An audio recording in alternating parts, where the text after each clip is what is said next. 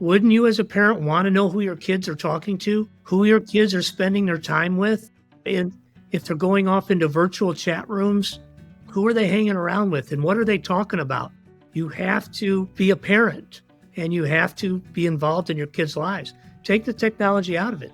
You still need to have conversations and find out how your kid's interacting with others, whether it's online or out in the community. You're listening to the smartsocial.com podcast, your trusted source for real-world tactics that keep students safe and help them to shine online. I'm your host, Josh Ochs. Each week, I sit down with K-12 superintendents, district leaders, and community voices who are shaping digital safety. We discuss wins, struggles, and strategies used to guide students so they can be safe and successful online. Now let's get back to the conversation. Hello, I'm Paul Fregeau.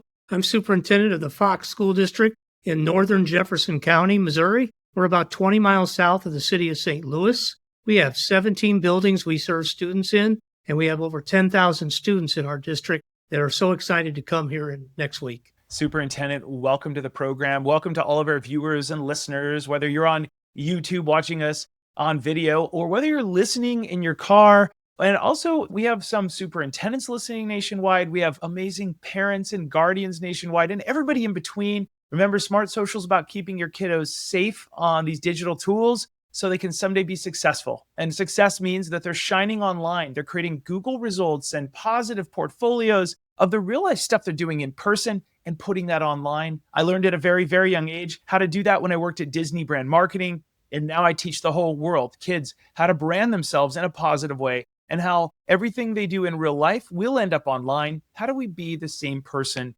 All right, Superintendent, I'm excited to have you on the program here today. We have a lot of friends in common. There's a lot of your peers that we both know, so I'm honored to have you. And I've got a series of questions that we're going to start off with some safety questions. I'd love to learn from you. And then we're going to dive into some parent engagement questions. And then at the end, we're going to get some dialogue starter tips from you. But first, talk to us. It is the busiest time of the year for you. You're going back to school next week. Talk to us a little bit about some of the big stressors and what your game plan is for this next semester. Well, the big thing, couple things is staffing. It's very difficult across the country, and it's definitely here in Jefferson County, Missouri, to make sure we have the right staff in the building, whether it's our certified teachers or our classified bus drivers, custodians, et cetera, to support our buildings. And also, we have to make sure all the parents and students have been communicated with about their bus routes so they know where to get on the bus safely and get to school safely. And then when the students arrive, you start rolling out their devices. We are one-to-one district where every student has their own computer at the secondary level. And so all that is part of the stressors, as you put it, as we get ready for school. Here's what I hear: staff, communications, and tech device rollout so that we can all support kiddos in the classroom. How do they learn the most and so on? I think it's great.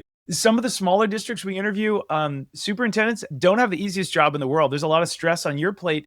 Some superintendents have literally told me, Josh, something went wrong. I drove a bus today. Like, we're out a staff member and I have to reschedule. And it's so terrific to see, and real quick before we start, what type of a teacher were you when you first started your career? Oh, I started out teaching seventh graders world geography. I had 164 kids every day and taught all about all the aspects of the world. And it was a lot of fun. I had a great time doing that. I can tell you just lit up. I mean, because it goes back to the whole reason we're all doing this, which is inspiring kids, keeping them safe, nurturing them, building the most resilient kids possible. It's one of our dreams here that kids, when they're 25, they are young adults and they are resilient and ready for that real world. And I love just seeing superintendents like yourself light up. Yes, absolutely. That's why we do what we do. It is. It's true.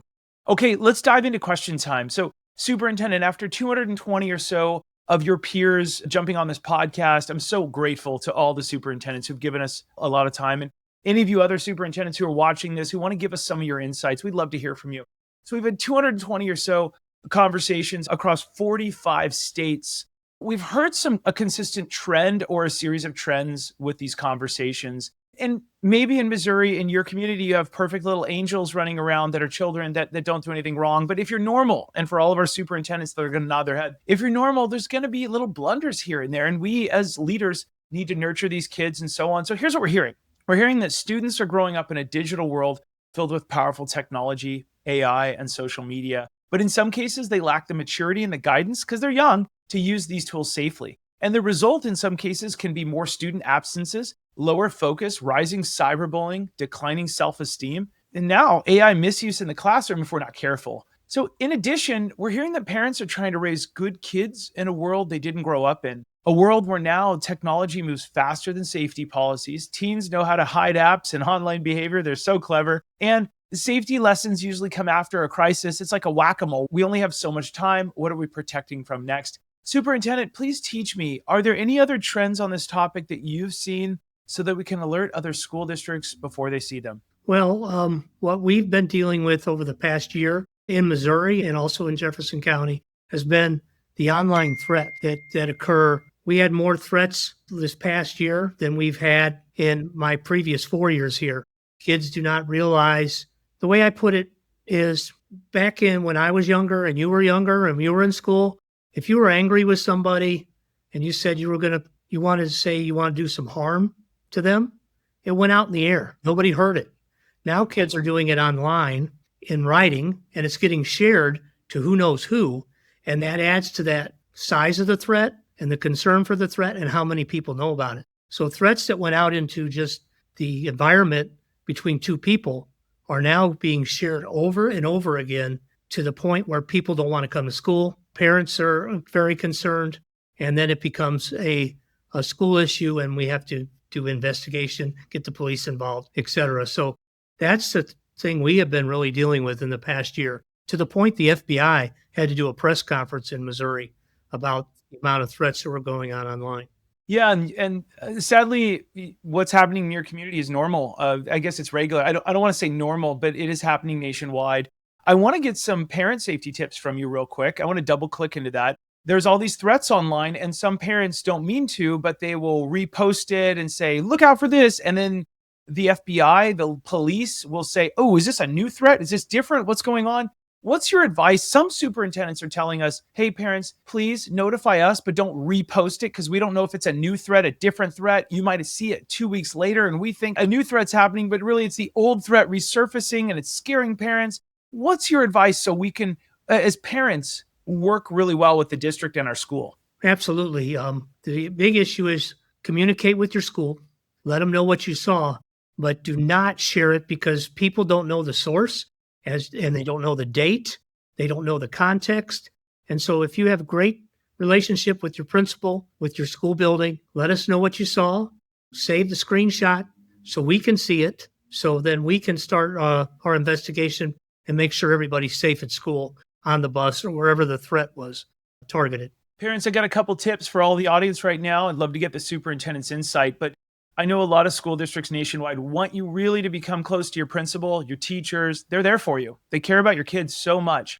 In addition, by contacting them first, instead of going to a parent group and complaining, it really helps the school to become better, which helps the district to become better, which actually protects your kids more. So let's always go to that school first if we can. You can ask a parent offline if you have a question or something, but your counselors are there for you, your school, your teacher, your principal, there's assistant principals, and so on. Another thing that's really neat too, parents, you've probably seen this. I'm a business owner. My family's in the restaurant business.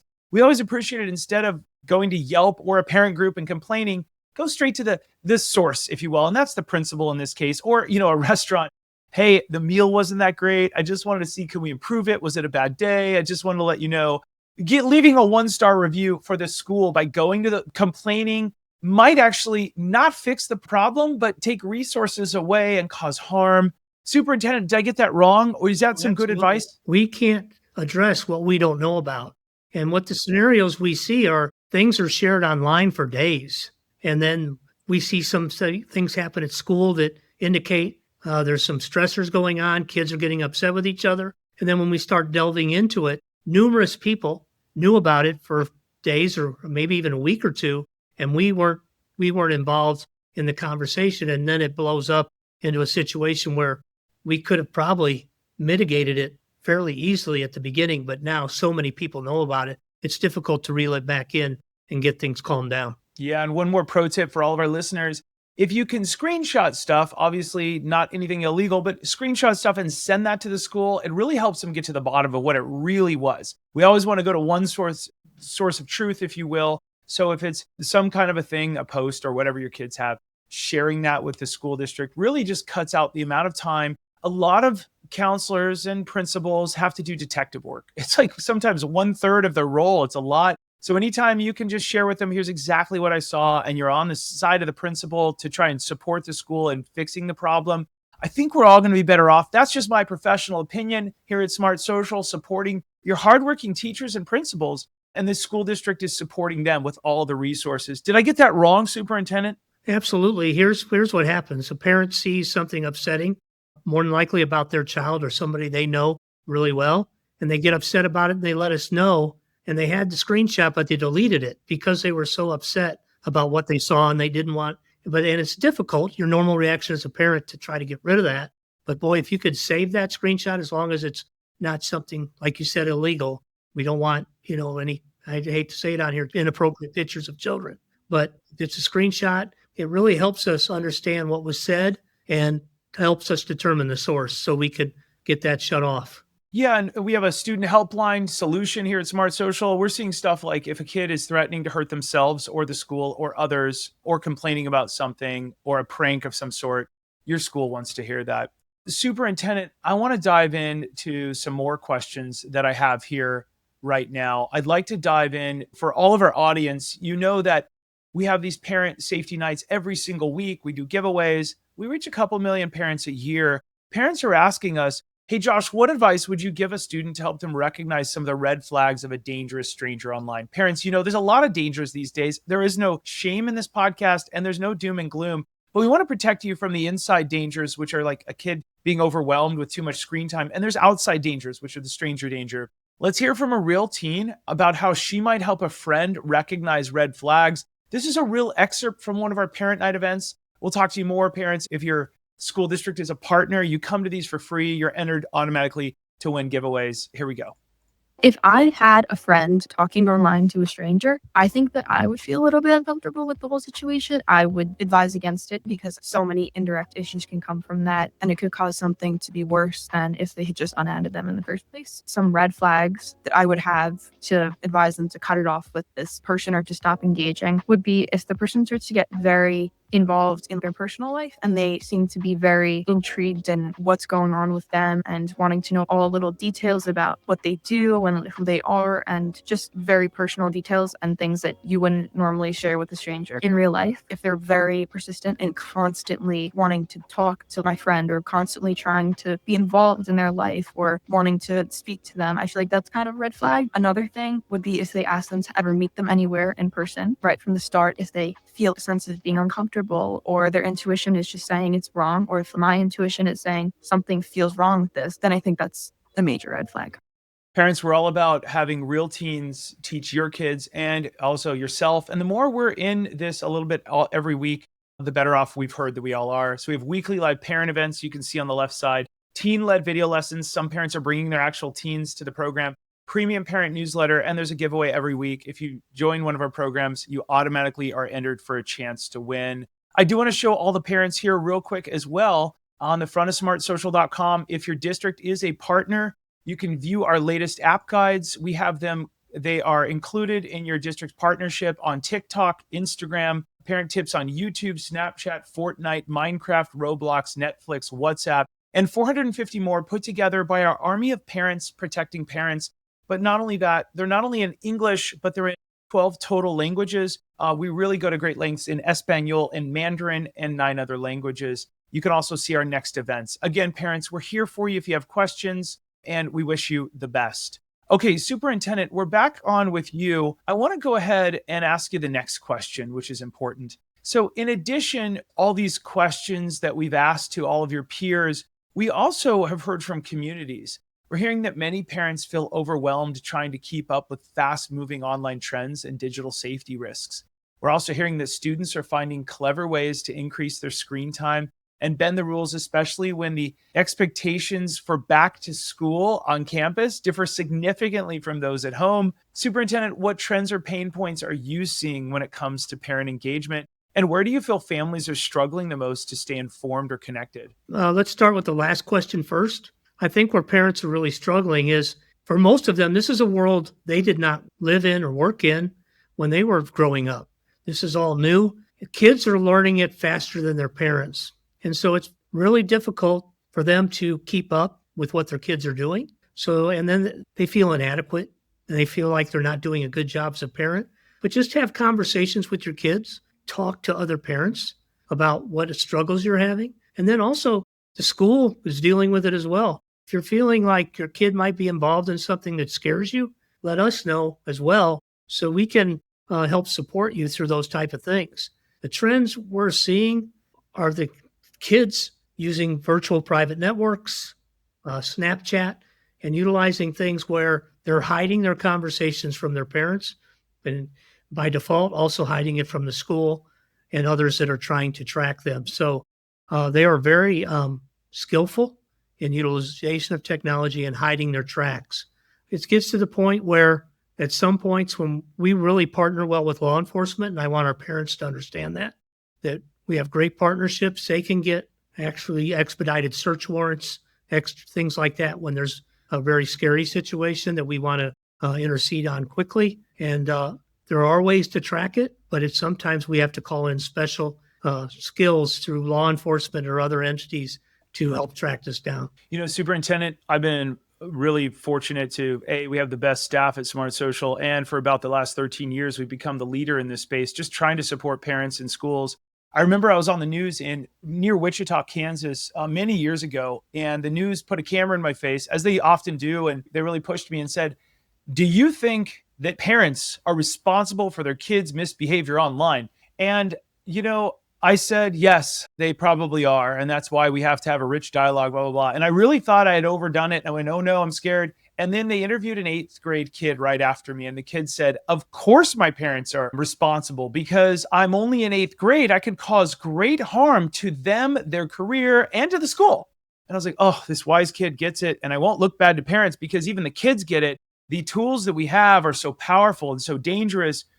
We want to make sure that parents, there's no shame here, but the more you're involved, the better off it is for everyone, especially the most important person here is your child. We want them in the long run. Superintendent, did I get that wrong? Our parents? Let's take the technology out of it, right?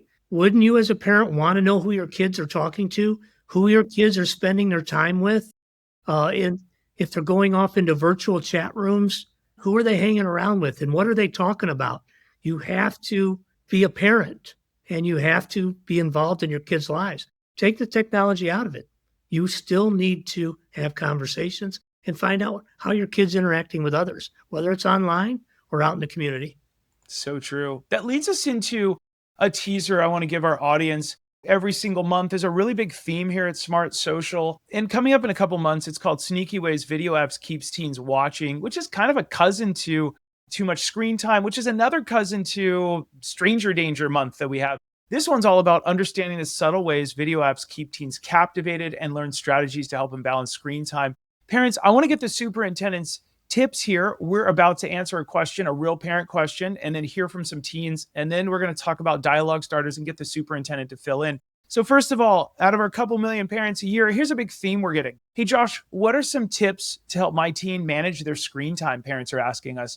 Well, let's hear from 2 teens with tips on how to reset their screen time directly from teens, some exciting ideas. And what I'm about to show you are ways you can talk with your teens and they may have the answer. They just have never had somebody ask it. So here we go.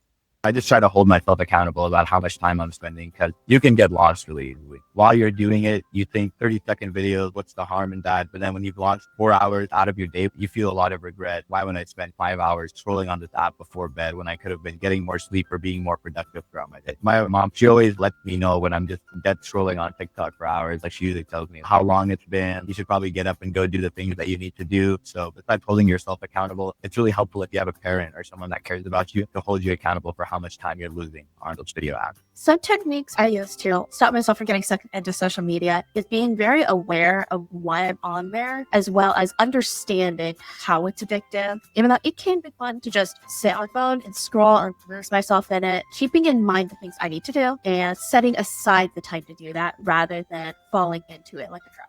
All right. So now let's talk about how to help your teen evaluate their screen time. Let's look at some questions, parents, that you can ask your teen to have an open conversation and help them evaluate the quality of that screen time. Parents, remember, There is no safety app that's going to protect your kids quite like you. The true only safety app in the world that we at smartsocial.com believe is having a rich dialogue with your kids. And when you have that dialogue, they might roll their eyes. It's okay. You get 5 extra points if they roll their eyes because you tried, and they might come to you a week later, a month later, or maybe they never need to come to you because you taught them.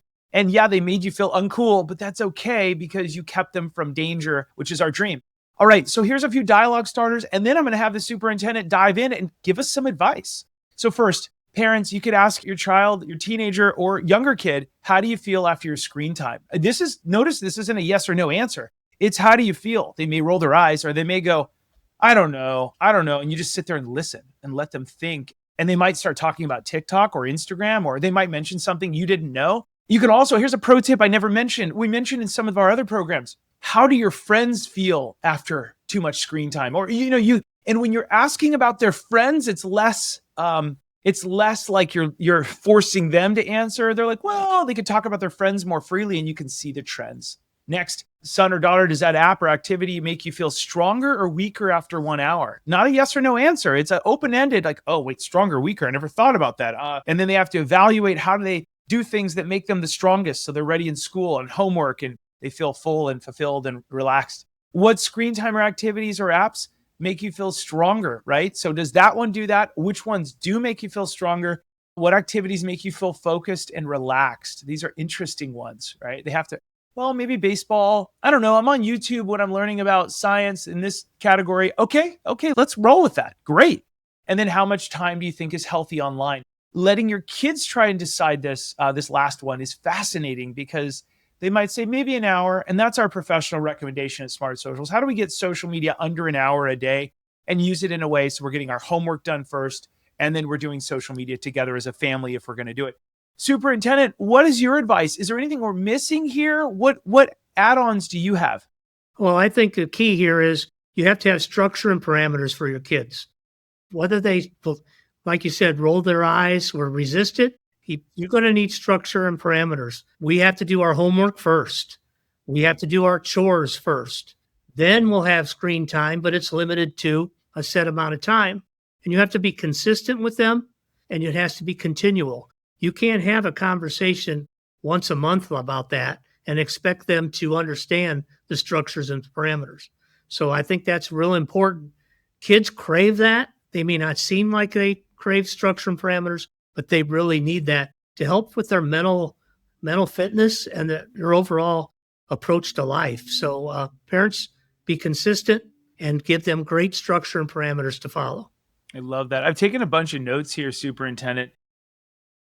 You've talked a little bit about structure and parameters for your kids, which you just talked about. I love that. Parents, that's that tough love that makes your kids better at the age of 25. They might hate you this week, and that's okay. Once a month, if they're really upset at you because you took some screen time away or did something that's structuring and creating parameters, we are rooting for you there. Homework and chores first. And I wrote down consistent and continual. Can you give us an example of consistent and continual? Well, if you're a parent and you're going to put in these structures and parameters and expectations for your kid, and you've mentioned it at start of school, these are our expectations, and you never revisit it, you never monitor it, they're going to know those aren't true expectations. You have to be, hey, remember, here we are. It's Friday. We've been in school 3 days. Where are we at with our homework? If you haven't completed your chores, why are you on the screen right now?